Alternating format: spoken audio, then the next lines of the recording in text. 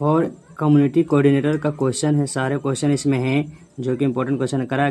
पहला क्वेश्चन है, ग्राम पंचायत की आय का स्रोत निम्नलिखित में से कौन सा है ना। ग्राम पंचायत की आय का स्रोत निम्नलिखित में से कौन सा हो जाएगा। तो स्थानीय कर जैसे गृह कर, बाजार शुल्क और सरकार से प्राप्त अनुदान। सी ऑप्शन करेक्ट आंसर हो जाएगा।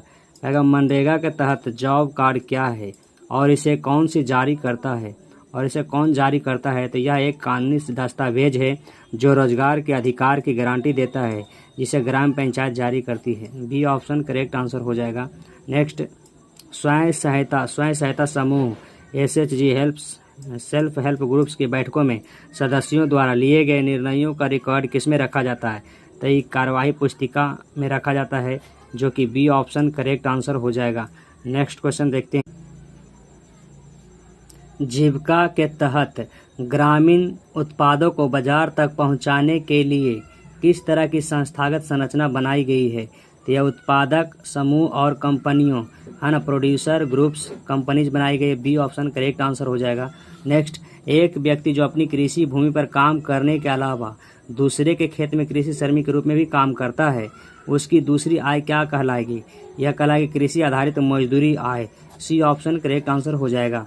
प्रधानमंत्री आवास योजना ग्रामीण के तहत मकानों की गुणवत्ता सुनिश्चित करने के लिए सरकार किस कार्यक्रम पर जोर दे रही है, तो दे रही है राज मिस्त्रियों का प्रशिक्षण और प्रमाणीकरण। बी ऑप्शन करेक्ट आंसर हो जाएगा।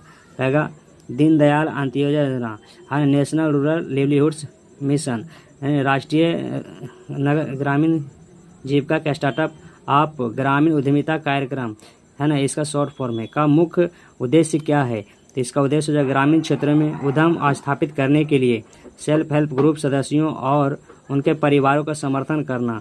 बी ऑप्शन करेक्ट आंसर हो जाएगा।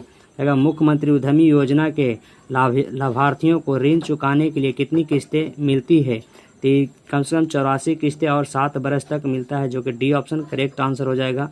D option. कुशल युवा कार्यक्रम के लिए न्यूनतम शैक्षणिक योग्यता क्या है, कम से कम 10वीं पास होनी चाहिए कुशल युवा कार्यक्रम के लिए। सी ऑप्शन करेक्ट है। सतत जीविकोपार्जन योजना के तहत दिए जाने वाले परिसंपत्ति का एक उदाहरण क्या है, एक उदाहरण है मवेशी या गाय बकरी या छोटी दुकान का सामान है ना, इसके लिए सतत जीविकोपार्जन। बी ऑप्शन करेक्ट आंसर हो जाएगा। बांस की टोकरी और अन्य सजावटी सामान बनाना किस प्रकार की जीविका है, तो यह वन आधारित गैर कृषि जीविका है। बी ऑप्शन करेक्ट आंसर हो जाएगा। अच्छा लगता है लाइक कर दीजिए, दोस्तों में शेयर कर दीजिए। शुरू से लाते। Thank you.